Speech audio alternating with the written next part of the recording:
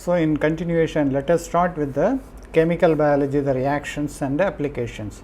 So, in the classical protein bioconjugation methods, some of the methods are shown here. So, basically these are taken from some of the review articles. The review article details are given here at the bottom. If someone is interested, they can actually look at the review article for more information. So, as we mentioned, the two major areas where chemical biology, that is chemistry and biology, works together is the protein modification. Basically, you know there are various amino acids that are present in the proteins, and two major acids which are mainly used for modifications are lysine and cysteine, because lysine has a external amino group and cysteine has a thiol group. So, these are all the two reactions we have seen. What are the different types of reactions an amine can undergo is actually used in the bioconjugation methods. So, in the chemical biology, amines, that is lysines and cysteines, are the two major areas, or the two amino acids that are being modified quite often. So, basically the reacting substrate, the reagent is polymer bound, that is basically solid phase reactions when people are carrying out, it is bound to the polymer bead. So, this is the first reaction. So, this is the amide bond formation using activated esters. So, an amine, when we talk about the amine is basically the protein's amine. So, the protein's amine, that is the lysine, is reacted with the activated ester. So, this activated esters actually leads to the formation of the amide. So, now the protein and the polymer bead are connected together. So, this is how we can make the modifications on the protein. Of course, this polymer bead can also be sometimes the fluorophore or other detection methods which we will be using. I will talk about the detection method little bit later. So, this part is actually the one which can also be used for identifying where the protein actually moves. So, when we want to study about the molecular imaging and other study the biochemical pathways, so this is the place where we can actually use the probe.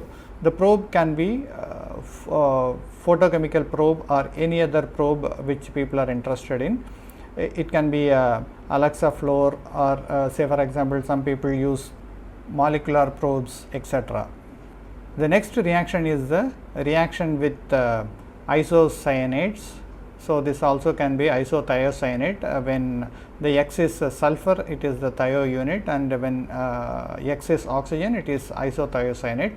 So, this reaction we had seen, this leads to the formation of the urea derivative or thiourea derivative. And the next reaction is the aldehyde condensation reaction in the presence of a reducing agent to give the reductive amination product. So, these are all the major reactions which are used for the chemical modification of proteins by using lysine as a reacting group. And when we look at cysteine, it can be the here we have the Thiols, here we have the disulfide link. So, the disulfide can react with the cysteine of the protein to give this kind of another disulfide moiety, that is the exchange reaction basically takes place, or the iodoacetamide reaction which we have seen, the SN2 type reaction can also be used. So, X is preferably the iodide is the one which is used, which is highly reactive. Of course, people use chloro and bromo derivatives also. So, these also undergo reaction to give the corresponding substituted SN2 substituted product. And we can also use maleimide to give the Michael addition or the 1,4 addition product as shown here. So, these are all the different types of modifications which can be carried out on the protein itself. And of course, some additional reactions are also given here. The cysteine can react with here the selenide exchange is possible, and in this particular case the nucleophilic disulfide formation is also possible. So, this is some of the disulfide exchange reactions we have seen. So, it may be the thiosulfate or thiosulfonate or similar derivatives can be used for the disulfide link exchange reaction. And metal exchange, especially the selenium exchange, diselenide exchange is also possible. So, the diselenide, one of the selenide is replaced by the cysteine thiol, or we can also use the electrophilic disulfide formation using phenylselenium bromide. Or otherwise, when we use the thiol-ene reaction, that is dihydroalanine is used when it is reacted with the thiol. We have an alkene here, we have the thiol here. So, the alkene and the thiol react to give the thiol-ene reaction to give the thioether formation. So, this is also another method of modifying the cysteines present in the proteins. And of course, there are additional reactions given here. The substituted maleimide derivatives can be used, and here we have the diazine derivative. So, diazine and we have the diketones. So, pyridazine diones type of compounds which are having the halogen derivative can be used for this particular exchange reactions. And we have also dibromo bis amide derivatives which can also be used. The bromo derivatives can also be exchanged, one of the bromo by the thiol and the other one by the fluorophore or other group which we want to incorporate into the protein can also be used. And we also have the addition of electron deficient triple bonds can also be added with the thiol. So, this reaction is very similar to the thiol-ene reaction. So, this is thiol-ine reaction. So, when we have an electron deficient carbonyl unit, this is very similar to the Michael acceptor Michael addition type reaction. So, here we end up with the Michael addition type product. And nitriles, aryl propiononitriles can also undergo very similar reactions. So, this reaction is also very similar to the thiol-ine reaction. Another amino acid, that is tyrosine, can also be used for the modification. So, here we have the phenolic unit. So, the phenolic unit can undergo various reactions with diazonium salt or with an amine and an aldehyde. So, these kind of condensation reactions can also be used to modify the proteins. The tyrosine present in the protein can be used for these kind of modifications, and the reaction can also be used with ine type reactions, and this also diazo dicarboxylate reagents can also be used. So, these are some of the reactions where the alpha position of the tyrosine, if you look at here, it is the alpha position, here again alpha, and here again alpha. So, in all these cases, the alpha position of the tyrosine can be modified with our thing, which leaves the tyrosine as intact. So, these are some other reactions which can also be used to modify the protein moieties. And another major important reaction is the native chemical ligation. So, in this reaction, a thioester is reacted with the thiol additive to form a C-terminal acyl donor as shown here. So, we have a thioester unit. So, what we do here is simply a exchange reaction. So, one of the thiol R1 group is replaced by R2 group. So, this is simply a trans thioesterification reaction as shown here. So, the trans thioesterification reaction is treated with the another N-terminal cysteine peptide. So, the cysteine peptide has a thiol unit as the terminal. So, this thiol sulfur is nucleophilic in nature. The carbonyl carbon is electrophilic in nature. So, the nucleophilic thiol attacks the acyl carbonyl of the thioester with the concomitant removal of the R2S group in the charge reversal step. So, this leads to this particular kind of intermediate, and this intermediate undergoes S to N acyl shift. So, here we have a sulfur which is attached to this peptide 1 with the acyl unit, and this acyl unit on the sulfur undergoes exchange reaction with the nitrogen from the second peptide. So, when we talk about cysteine, so the cysteine has the thiol and the amino group attached to the neighboring carbons. So, that is the reason this reaction, this S to N acyl shift leads to the formation of the peptide. So, if you look at the overall reaction, basically what happens is the thioester reacted with the, after the trans thioesterification, reacted with the N terminal cis peptide. So, one of the conditions for this reaction to occur, that is the native chemical ligation to occur, is we do need a thiol as cysteine as the N terminal unit. So, this is one of the requirement for this reaction, and when these two condense together, we end up with a conjugation of peptide 1 with peptide 2. So, this is one of a very important method of making longer or bigger proteins. Basically, the protein synthesis suffers from repeated condensation reactions. When an amine and an acid gives, the yields of the reactions are not extremely high. So, if the chain length is more than 15 carbons, what happens is the obtained product, the protein is going to have, the peptide is going to have a very low purity, and the yields are also going to be very low. That means after 15 or 18 carbon length peptides are very difficult to make. By using native chemical ligation, what we can do is we can take two fragments of maybe up to 15 amino acid peptides, and we can combine them together to give a lengthy up to 30 amino acid sequence peptides by this native chemical ligation reaction. So, that is one of the major advantage of making longer chain peptides using this particular reaction. And now the important question is, why we have to use a thioester and not an ester? So, this is a major problem which many people actually ask this question, because ester is also highly reactive species, thioester is also a highly reactive species. Then why we have to go for a thioester which is quite different, difficult to make, rather than we can simply use the esters which are commercially available? Because let us do the comparison. Oxygen and sulfur both belong to the 16th group. So, they accept 2 electrons, they have the electronic configuration NS2 and NP4. So, that means they have 2 more electrons to reach the octet. The O double bond O is a very strong bond, whereas S double bond S is not so strong. So, that means this is kind of weak.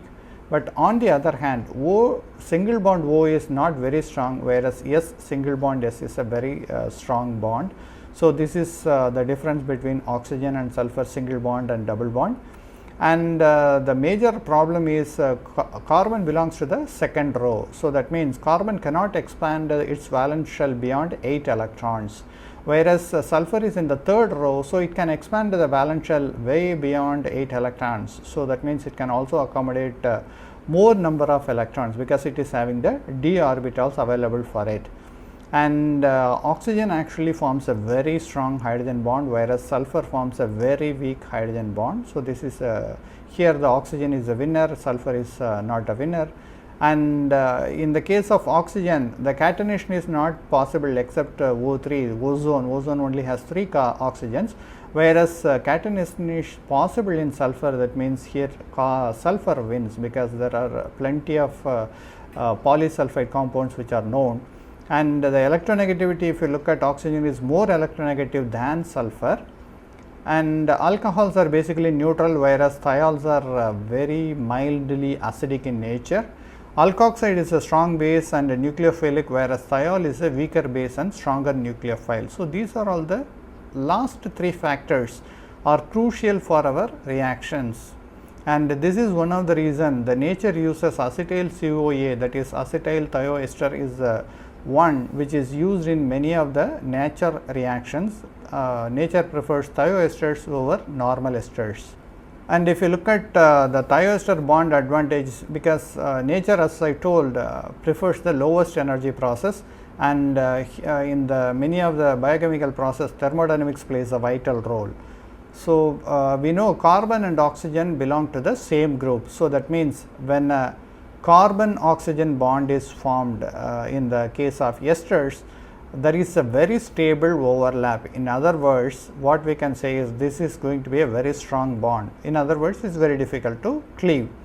whereas when there is a bond between carbon and sulfur, they belong to different groups. So, there is a poor overlap and this means this carbon sulfur bond is very easy to break. So, this is what is the major driving force for the reaction, and that is one of the reason nature prefers sulfur over oxygen. And similar to native chemical reaction, there is another reaction called the Schrodinger ligation. So, in this case the peptide is having a leaving group. Basically the leaving group can be sulfur also. So, if it is sulfur, we call that as a native chemical ligation, and in this particular case the leaving group is lost after the reaction is over. Let us look at how the reaction actually proceeds. So, very similar to the second unit, which is having the SH. So, X is any group, nitrogen or oxygen can be used, and in this particular case the peptide 1 reacts with the particular derivative to give the corresponding adduct, and acide is basically the second unit which is used for connecting this peptide, second peptide unit. So, the first step is you take any esters or amide or which is having a very good leaving group. So, this is the peptide 1. So, this is converted to this ylide type. Basically, this is very similar to a ylide type intermediate, and this reacts with the acide peptide 2, and in this particular case the peptide 1 and the peptide 2 condense together to give iminophosphorane. As shown, nitrogen is lost, and loss of nitrogen is the driving force for this particular reaction, and once this reaction takes place, then this is basically a positive charge on phosphorus and nitrogen having negative charge. So, this is an ylide, and this ylide actually undergoes shift of the nitrogen is having a negative charge. So, this is nucleophilic in nature. The carbon is electrophilic because of the presence of electronegative oxygen. So, similar to the native chemical ligation, there is a shift. This acyl group now shifts from the sulfur to nitrogen. So, that leads to this particular amidophosphonium salt as shown here. This on hydrolysis breaks this bond to form the phosphine oxide and the combined peptide as shown here. So, this is the overall ligation of the Schrodinger ligation reaction. So, this also has been used to couple two peptides for a longer length. So, peptide 1 and peptide 2. So, the peptide 1 is having a ester group with a leaving group or any other better leaving group can be present, and the peptide 2 will have to have a acide unit. So, this is one of the requirement for this reaction. There are other groups in place of acide also is known. We will see here either acide or trialkyl phosphine or so this is the reagents which are used in this particular Schrodinger ligation. So, when we compare native chemical ligation and the Schrodinger ligation, thioester is the starting material in both the cases. In the case of native chemical ligation, we can use amines, that is peptide bonds can be used. So, the cysteine is the N-terminal unit which is we are using, which is having an amino unit, and in the case of Schrodinger ligation we are using a acide unit. So, that is the difference between these two things. The reactive the second reactive part or the second peptide is the one which has to have a particular reactive species for this native chemical ligation to occur. So, this leads to combination of both the peptide 1 and peptide 2 to give a elongated peptide. Similarly, Schrodinger ligation also leads to combination of the unit or the peptide 1 and the peptide 2 to give the elongated peptide. So, these two are two types of ligation methods which are used in biological systems. And let us move on from chemical biology to bioorthogonal chemistry. So far we had seen about the chemical biology or the modification of biological systems or the proteins using chemical reactions. So, here there are some limitations generally are observed. The first one is the single site protein modification. If you look at very carefully what we have discussed, we talked about lysine, we talked about cysteine, we talked about tyrosine, we talked about many of the systems, especially N-terminal cysteine peptides. So, in all these cases we were talking about only one particular place, that is single site protein modification. But unfortunately there are more than one reactive site in a protein. So, this is a major challenge. That means when we are going to make some modifications, there will be many cases where we end up with more than one type of combinations or the condensation taking place. So, this is one of the limitations of the traditional modification method. So, that is what in other words we can say the protein dimerization or other kind of issues will arise, because the condensation reaction is not specific to one single site, it may also happen at multiple sites. So, this is one of the major limitation, and of course, we will end up with non-specific hydrophobic interaction which are also possible, and it is very difficult to use glycans, lipids, nucleic acids and various metabolites. Challenges posed in biochemical research, basically many of the biologists are having problems. So, how to design reactions under physiological conditions or pH, and how to avoid competitive reactions basically by nucleophiles like hydroxy amino thiol units which are present in various proteins, and electrophiles like protons or carbocations. Then many free radicals like reactive oxygen species which are present in the biological systems, reductants, oxidants. So, all those things are actually competitive systems which are present in the biological systems, and how to carry out mainly the selective manipulation of other reactive functional groups in the presence of the one which we actually want to undergo the reaction, and how to perform many hydrophobic reactions under physiological conditions, and how to increase the rate of esterification, amidations or hydrolysis. So, these are all the various challenges posed by the biochemical research.